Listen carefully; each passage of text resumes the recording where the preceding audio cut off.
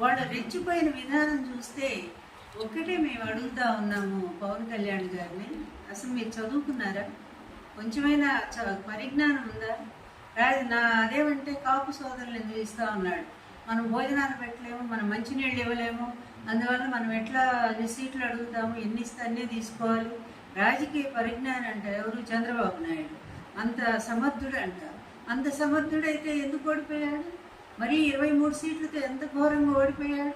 60 కేసులు ఈరోజు చుట్టుముట్లు ఉన్నాయి. ఈ 75 ఏళ్ల ముసలాడికి ఈరోజు ఎన్ని భయంకరమైన కేసులు, ఎంత అవినీతి పడు, ప్రపంచమంతా అవినీతి చక్రవర్తి అని చెప్తా ఉన్నారు కదా. నీకు మాత్రం పక్కన ఉండేటువంటి అతను అవినీతి కనపడలేదు. నువ్వు తిట్టావు కదా ఒకరోజు. నువ్వు 2019లోనే ఎప్పుడో మరి భయంకరంగా చంద్రబాబు అవినీతి అది ఇది అంటూ భయంకరంగా తిట్టావు కదా. అట్లాగే నీ కుటుంబాన్ని, మీ తల్లిని విమర్శించింది కూడా చంద్రబాబు, తెలుగుదేశం వాళ్ళే అని చెప్పి నువ్వు అన్నావు కదా. మరి ఈరోజు అట్లాంటి చంద్రబాబు గొప్ప రాజనీతిజ్ఞుడైపోయాడా? ఆయన మాత్రం అలిపిరిలో తప్పించుకున్నాడా? ఎంత దారుణంగా పవన్, ఎట్లా మారిపోయావు నువ్వు? మారిపోయి నీ బలహీనతల్ని కాపు సమాజం మీద రుద్దటం అనేది ఒక న్యాయంగా అనిపిస్తూ ఉందా నువ్వు? అదేమంటే బలం లేనప్పుడు ఎందుకని అంటావే? ఒక్కసారి సిగ్గు తెచ్చుకో. బలం లేకపోయినా 9 నెలల్లోనే ఎన్టీఆర్ గారు మరి పరిపాలనకు రాగలిగారు. 9 నెలల్లో పార్టీ పెట్టి ఎలక్షన్లో ఫేస్ చేసి ఆయన ప్రభుత్వానికి రాగలిగారు. అలాగే ఢిల్లీ పీఠాన్ని మరి ఆమ్ ఆద్మీ పార్టీ ఎంత గొప్పగా సక్సెస్ఫుల్గా పోటీ చేసి వాళ్ళు గెలిచారు. అది ఉండాలి. ఆ స్పిరిట్ లేకుండా నువ్వు నీ బలహీనత, నువ్వు నిజం చెప్పాలంటే సజ్జల గారు చెప్పినట్టుగా నువ్వు ఒక అవుట్ సోర్సింగ్ ఏజెన్సీలానే కనపడుతున్నావు ప్రజలందరికీ. నీ లోపాన్ని, నీ బలహీనత నువ్వు ఎందుకు అతని చేతిలో చిక్కావో ఎవరికి అర్థం కావట్లా. డబ్బు కమ్ముడు పోయావో కాదు అది కూడా మాకు తెలియట్లేదు. కానీ సంథింగ్ నువ్వు మాత్రం ఏదో ఒక అతను నిన్ను బ్లాక్మెయిల్ చేస్తా ఉన్నాడు. నీ బలహీనతనేదో తను పట్టుకున్నాడు. పట్టుకొని నిన్ను అట్లా చేతులు గుప్పెట్లో పెట్టుకొని ఈరోజు ఎలా ఆడిస్తాలా? లేకపోతే నీ జెండా కనిపిస్తేనేమో చంద్రబాబు నాయుడు తీసేయని అంటాడా? ఇప్పుడు నిజంగా సిగ్గున్నవాడు అయితే, పౌరుషం ఉంటే నిజంగా నీ జనసేన సైనికులంతా కూడా వాళ్ళు పోరాడుతున్నారు కదా. వాళ్ళకున్న పౌరుషం ఇది కూడా నీకు లేకపోతే ఎట్లాగా? వాళ్ళు పోరాడుతున్నారు. ఎక్కడ ఒక మాట పడేయట్లేదు, నిన్ను పడేయట్లేదు, పార్టీని కూడా పడేయట్లేదు. ఇంత అవమానకర పద్ధతుల్లో ఎందుకు తెలుగుదేశం పార్టీకి తాకట్లు పెడుతున్నావని వాళ్ళు రోడ్డు మీదకి వచ్చి ఫైట్ చేస్తున్నారే నీ కోసం. నీకు ఆ మాత్రం సిగ్గు లేదాయ్యా?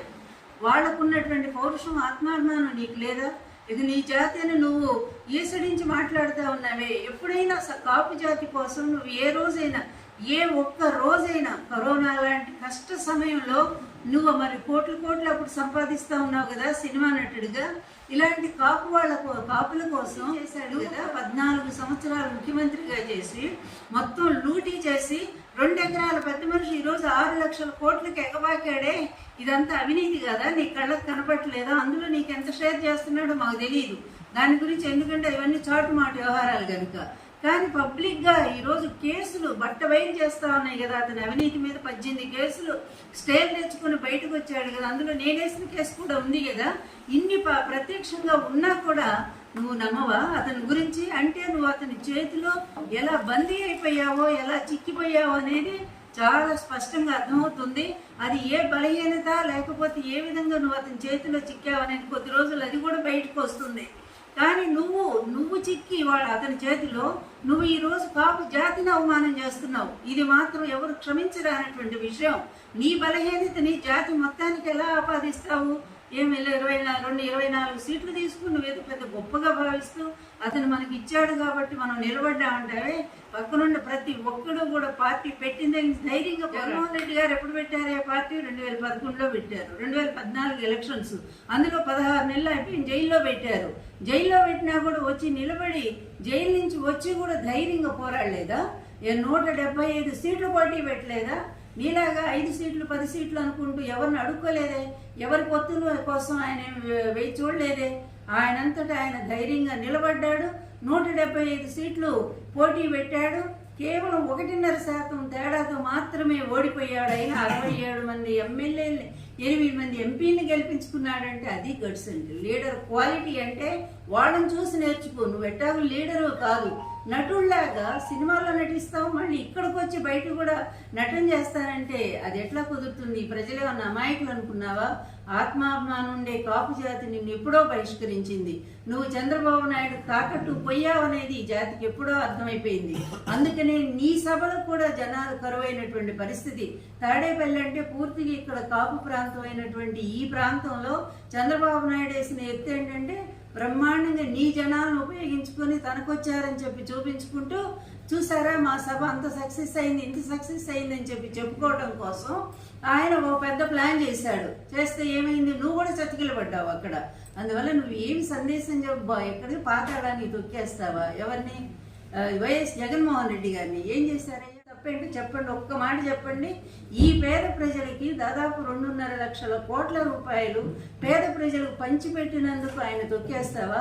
ఈరోజు ఆంధ్రప్రదేశ్ని విద్యారంగంలో, వైద్య రంగంలో, వ్యవసాయ రంగంలో అన్ని రంగాల్లో కూడా నంబర్ 1గా నిలబెట్టినందుకు పాతాళానికి తొక్కేస్తారా? నీ దత్త తండ్రి నువ్వు కలిసి ఏం తప్పు చేశాడు జగన్మోహన్ రెడ్డి?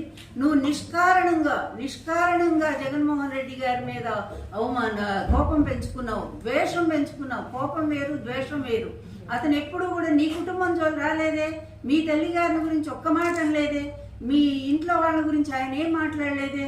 నువ్వెంతసేపు కూడా జగన్మోహన్ రెడ్డి గారి మీద అతి ద్వేషంతో, పెంచుకున్నటువంటి ద్వేషంతో ఆ దుర్మార్గుడు కావలి కుక్కలాగా మారిపోయావే నువ్వు. ఎంత దారుణమైనటువంటి విషయం ఇది! నీకు అవమానం అనిపించట్లేదా? నువ్వు ఎంత గొప్ప నటుడివయ్యా! ఒకనాడు మీ అన్న తర్వాత నువ్వే కదా అంత గొప్ప స్థాయి ఉన్నవాడివి. అలాంటి వాడివి ఈరోజు ఎందుకు ఆ ఇంటికి ఉన్నావు? చంద్రబాబు లాంటి అవినీతి పరుడు, చంద్రబాబు లాంటి వెధవ, చంద్రబాబు లాంటి వెన్నుపోటుదారుడు, చంద్రబాబు లాంటి నీచుడు, చంద్రబాబు లాంటి హంతకుడు, చంద్రబాబు లాంటి ఇక ఎలా చెప్పాలంటే అన్నిటికీ నేనే లాంటి ఒక పెద్ద అరాచక శక్తి ఈ వ్యవస్థలన్నింటినీ కూడా గుప్పెట్లో పెట్టుకుని సర్వనాశనం చేసినటువంటి వ్యక్తి. అట్లాంటి వాడు ఈ రాష్ట్రం నుంచి ఎప్పుడు తొలగిపోతాడని జనమంతా కూడా చూస్తా ఉంటే నువ్వు పోయి ఏదో ఈ కేసులు అదృష్టం కొద్ది బయటపడి అతను జైలు పోతే నువ్వు పోయి అక్కడ పోయి స్ట్రైక్ చేస్తావా? ఏంటి? ఒక అన్యాయానికి, ఒక అరాచక శక్తికి నువ్వు సపోర్ట్గా నిలబడతావా? ఏంటి అసలు మీ ఇద్దరు అనుబంధం ఏంటి? ఒక్కసారి చెప్పు. అది స్పష్టంగా ప్రజలకు చెప్పాల్సిన అవసరం ఉంది. జగన్ చేసిన తప్పేంటి? మరి సైకో అంటూ జగన్ గురించి ఇష్టం వచ్చినట్టు సైకో ఎవరైనా ఉన్నారా పవన్? నీకంటే సైకో పిచ్చిగా మాట్లాడుతున్నావే, డ్యాన్సులు వేస్తూ మాట్లాడుతున్నావే వేదిక మీద, అలా ఉన్మాదిలాగా మాట్లాడుతున్నావే జగన్ గారి గురించి. ఆయన చేసిన అపకారం ఏంటయ్యా? ఈరోజు ఒక్కసారి చూడు, ఏ ప్రాంతం వెళ్ళినా కూడా ఎంత చక్కటి అన్ని స్కూల్స్ ఎంత బాగున్నాయో, పిల్లలకి ఎడ్యుకేషన్ ఎంత స్థాయిలో జరుగుతూ ఉంది. ఈరోజు ఇంటర్నేషనల్ స్థాయిలో పిల్లలకి ఎడ్యుకేషన్ అందిస్తున్నటువంటి ఏకైక రాష్ట్రం ఆంధ్రప్రదేశ్ అని భారతదేశం అంతా పొగుడుతూ ఉంటే మీ కళ్ళకు కనపట్టలేదా? అదేవిధంగా వైద్య రంగం పల్లెబాటని ఆ పేరుతో తీసుకెళ్ళి పల్లె డాక్టర్ మరి ప్రతి ఇంటికి వెళ్ళి వైద్యం చేస్తూ మరి కుటుంబాలను ఆదుకుంటున్నటువంటిది మీకు కనిపించట్లేదా? అదేవిధంగా మిగిలిన అమ్మఒడింటి ఎన్ని పథకాలు మాకే లిస్ట్ గుర్తులేనన్ని పథకాలు ఇస్తే ప్రతి ఒక్కళ్ళని కూడా ఈ రాష్ట్రంలో దాదాపు 5 కోట్ల పైన ప్రజలు ఉంటే దాదాపు 4 కోట్ల మంది లబ్ధిదారులుగా 35 లక్షల ఇళ్ళు ఇచ్చి, ఇళ్ళు అనేటువంటి లేని వాళ్ళు ఎంతో మంది ఎన్నో రకాల బాధలు పడుతున్నటువంటి వాళ్ళందరికీ కూడా ఇళ్ళు ఇచ్చి కాపాడినటువంటి మహానుభావుని మీ ఇష్టమైన భాషలో మీరు తింటారా? చివరికి ఎంత దుర్మార్గుడి చంద్రబాబు నాయుడు మా కుటుంబాన్ని విడదీశాడు. మా కుటుంబంలో మొత్తం తండ్రిని కొడుకుల్ని వేరు చేశాడు. తన అధికారం కోసం, పూర్తిగా తన ముఖ్యమంత్రి పదవి కోసం తండ్రి కొడుకుల మధ్య తగువ పెట్టినటువంటి నీచుడు వీడు. ఈరోజు జగన్ కుటుంబంలో కూడా తగువ పెట్టాడు. జగన్ కుటుంబంలో ఆయన అన్నా చెల్లెళ్ళకి తగువ పెట్టాడు. అలాగే ఆమె ఏదో మాట్లాడుతూ ఉంది, వివేకానంద కూతురు. వీళ్ళు ఎప్పుడో తెలుగుదేశం చంకెక్కారని అందరికీ తెలుసు, లోకమంతా తెలుసు. అమ్మా సునీతమ్మ, ఈరోజు మీరు కొత్తగా చెప్పేది ఏమీ లేదు. మీ భర్త తెలుగుదేశం తంటగాగుతున్నాడు అనేది అందరికీ తెలిసిన విషయమే. ఆ రోజు వివేకానంద గారిని కూడా రానియకుండా మీరు అడ్డుకొని ఆయన్ని కాంగ్రెస్ పార్టీలో ఉంచారు. విజయమ్మ గారి మీద పోటీ చేసిన సంగతి తెలుసు. అయినా జగన్ గారు మంచి మనసుతో బాబాయ్ అని చెప్పి ఎమ్మెల్సీ ఇప్పిస్తే ఇదే తెలుగుదేశం వాళ్ళు అతను ఓడించిన సంగతి ఇంకా తెలిసి కూడా కావాలని ఈరోజు మీరు పోటీ చేయడానికి తెలుగుదేశం మీకు సపోర్ట్ ఇస్తుందని చెప్తే, లేదా అతను డబ్బులు ఇస్తా ఉంటే మీరు ఇష్టం వచ్చినట్టుగా ఈరోజు ఒక కుటుంబ సభ్యులయ్యి ఉండి కూడా జగన్మోహన్ రెడ్డి గారి మీద ఇలా మాట్లాడుతున్నారంటే సిగ్గుపడాలమ్మా, సిగ్గుపడాలి. ఎందుకంటే ఏదంటారే అది ఒక మంచిని గుర్తించాలి అంటే అటువంటి మంచి సంస్కారం కూడా ఉండాలి. వీటన్నిటికీ ఈ దుర్మార్గపు చర్యల వెనక ఎవరున్నారు అంటే చంద్రబాబు నాయుడు. ఇట్లాంటి వెధవ పనులు చేయగలిగిన వాడు చరిత్రలో, రాజకీయ చరిత్రలో ఒకే ఒక్కడు. వ్యవస్థల్ని మేనేజ్ చేయగలిగిన వాడు, న్యాయ వ్యవస్థ అయినా సరే, అదేవిధంగా ఈడీ అయినా సరే, సిబిఐ అయినా సరే, ఇంక ఏ వ్యవస్థ అయినా సరే అతను తన మనుషులను పెట్టుకుంటాడు.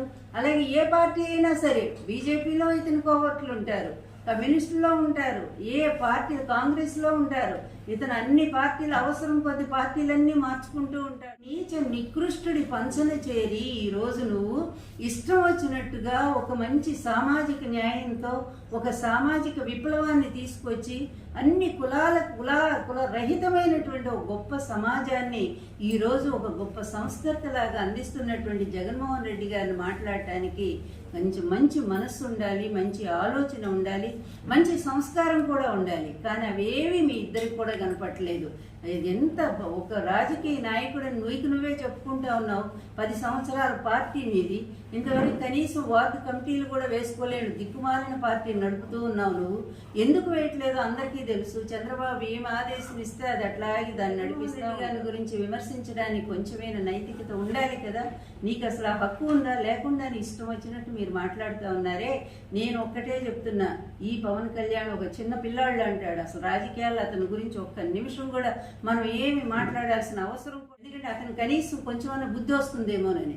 కానీ అసలైనటువంటి దొంగ, అసలైనటువంటి నీచుడు, అసలైనటువంటి నికృష్టపు రాజకీయాలను నడిపినటువంటి వాడు, ప్రజల్ని దోపిడీ చేసినటువంటి వాడు, ప్రజా వ్యవస్థల్ని మొత్తం కూడా అన్ని వ్యవస్థల్ని సర్వనాశనం చేసి ఈరోజు ప్రతిదీ కూడా ప్రక్షాళన చేసుకునేటువంటి పరిస్థితిలో ప్రతి వ్యవస్థ తేరుకుంటా ఉంది. అదేవిధంగా అన్నీ కూడా తేరుకునేటువంటి ఈ పరిస్థితుల్లో మళ్ళీ ఇలాంటి దొంగ, ఇలాంటి అవినీతి పరుడు, ఇలాంటి ప్రజా వ్యతిరేకి, ముఖ్యంగా పేద వర్గాల వ్యతిరేకమైనటువంటి ఇతను గనక పొరపాటున మళ్ళా ఇతను అధికారంలోకి వస్తే ఎంత ప్రమాదం జరుగుతుందో ఆంధ్ర ప్రజలు కూడా దయచేసి ఆలోచించమని తెలియజేస్తా ఉన్నాను. ఇలాంటి నీచుడి పరిపాలన 14 ఏళ్లు చూశారు. ఆంధ్రప్రదేశ్లో ఎక్కడైనా ఒక చిన్న ప్రాజెక్టు కానీ, ఒక అభివృద్ధి కార్యక్రమం కానీ ఎక్కడైనా ఇతని హయాంలో జరిగిందా? దయచేసి ప్రజలారా మీరు ఆలోచించండి. అదేవిధంగా 3 రాజధానులు అంటంలో కూడా ఆయన ఉద్దేశం ఒక్కటే, 3 ప్రాంతాలు ఒకేసారి డెవలప్ కావాలి, మొత్తం తీసుకెళ్లి డబ్బులన్నీ కూడా ఒకే ఏరియాలో పెడితే అది నష్టం జరుగుతుంది, అక్కడ ప్రజలు నష్టపోతారు మిగిలిన ప్రాంతాల్లో అనే ఉద్దేశంతో ఈరోజు నిజంగానే అన్ని ప్రాంతాల్లో కూడా అన్ని రకాల పరిశ్రమలు వస్తున్నాయి. ఒకడు మా టైంలో ఏ విధంగా ఎన్టీఆర్ ప్రభుత్వాన్ని దించడానికి చంద్రబాబుకు సహకరించారో ఈరోజు కూడా అదే మీడియా మళ్ళీ చంద్రబాబుకి ఎక్కించడం కోసం జగన్మోహన్ రెడ్డి మీద ఇష్టం వచ్చినట్టుగా పిచ్చి పిచ్చి వార్తలు, అబద్ధాలు రాస్తూనే ఉన్నారు. ఈ అబద్ధాల మీడియాని, ఈ అబద్ధాల చక్రవర్తి చంద్రబాబుని, ఈ అవినీతి చక్రవర్తిని ప్రజలు ఎన్నాళ్ళు ఇంట్లో కూడా ఉన్నాడు. ఇలాంటి పిచ్చి పిచ్చి మాటలు మాట్లాడేవాడు బాలకృష్ణ. సేమ్ అదే వాటిలో వీడు నడుస్తున్నాడు అనిపించింది. ఇద్దరు సినిమా వాళ్ళు కనుక మేము ఏదైనా మాట్లాడవచ్చు అనుకుంటే, ఎందుకంటే జగన్ అనేవాడు అందరికీ, నేను ఎప్పుడో చెప్పాను, నా వల్ల కాలేదు ఈ చంద్రబాబుని ఎదిరించడానికి, మా ఆయన కూడా నిస్సహాయుడై చనిపోయాడు. అందువల్ల ఈరోజు నిజం చెప్పాలంటే అతన్ని భయంతో పరిగెత్తేట్టు చేస్తూ నిద్ర లేకుండా చేస్తుంది ఒక్క జగన్మోహన్ రెడ్డి చంద్రబాబుని. నిజమైన ముగుడు చంద్రబాబుకి జగన్మోహన్ రెడ్డి అని చెప్పి ఎప్పుడో సభలో చెప్పాను. ఈరోజు చెప్తున్నా, వస్తే నీకు కూడా అతనే మొగుడవుతాడు తప్ప పెళ్ళంగా మాత్రం రాడని గుర్తు. అయిపోయింది నీ పరిస్థితి, అయిపోయి నువ్వు 24 సీట్లే ఎక్కువ అనుకుంటూ పాపం సంబరపడిపోతున్నావంటే ఇది జగన్, ఇది గొప్పతనం అని చెప్పి అర్థం చేసుకో. అంతేగాని పిచ్చి పిచ్చి మాటలు మాట్లాడుతూ నిన్ను నువ్వే తక్కువ చేసుకొని రకరకాల మాటలు అనిపించుకోవటానికి మాత్రం ఆస్కారం ఇవ్వకు పవన్ కళ్యాణ్. నీ కళ్ళు తెరుచుకో. ఎవరు ఎంత చెప్పినా కూడా నీకు బుద్ధి జ్ఞానం అనేది లేదు. అది పూర్తిగా మేము మొన్ననే వ్యూహం దానికి వెళ్ళాము, మేము ఆ ప్రీవ్యూకి వెళ్ళాను. అందులో చెప్తాడు పవన్ కళ్యాణ్కి ఎవరు శత్రువులో ఎవరు మిత్రులో కూడా అర్థం కాదు అని చెప్పి ఆ పాత్ర పెట్టాడు రామ్ గోపాల్ వర్మ గారు. చాలా సరదా. అతని పాత్ర వచ్చినప్పుడల్లా జనాలు బాగా నవ్వుతూ ఉన్నారు. అది నిజం 100%గా.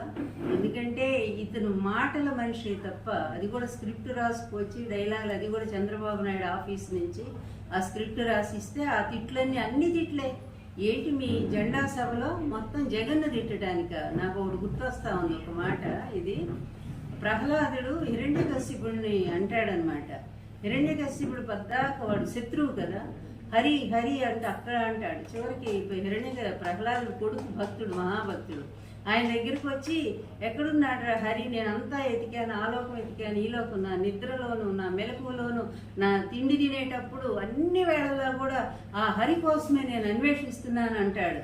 అంటే అప్పుడు అంటాడు, నాన్న నేను భక్తుడిగా నేను ఆయన్ని పూజిస్తాను హరిని, కానీ నువ్వు శత్రువుగా ఉండి కూడా ఆ హరినే తలుస్తున్నావు కదా అని అంటాడు. అట్లా ఉంది వీళ్ళ పరిస్థితి. శత్రువులుగా ఉండి కూడా ఎప్పుడు జగన్ జగన్ జగన్ జగన్ నామం తప్ప వీళ్ళకి రెండో మాటే రావట్లేదు. అందువల్ల వచ్చే జన్మలో వీళ్ళకి మోక్షం దొరుకుతుందని మాత్రం చెప్పగలను. లేకపోతే రేపు చంద్రబాబును పొరపాటుని గెలిపిస్తే అతను రాడు ముఖ్యమంత్రిగా, ఆ పనికిమాలినాడు ఉన్నాడు కదా, చదువు సంజయ్ లేనటువంటి వాడు, ఆయన తీసుకొచ్చి ఆ పిచ్చోడిని తీసుకొచ్చి ఎవరు లోకేష్ని, వాడిని తీసుకొచ్చి ముఖ్యమంత్రిని చేస్తాడు. లేకపోతే పెళ్ళాం అన్నం కూడా పెట్టదు, అతనికి బయటికి గెంటే పరిస్థితి ఉంది. అందువల్ల అలాంటి ఒక దురదృష్ట పరిస్థితి జగన్మోహన్ రెడ్డి కావాలా, లేకపోతే 75 సంవత్సరాలు ఒక ముసలోడు అవినీతితో పూర్తి లక్షల కోట్లు సంపాదించి ప్రజలకు అన్యాయం చేసినటువంటి వాడి కుటుంబం కావాలా?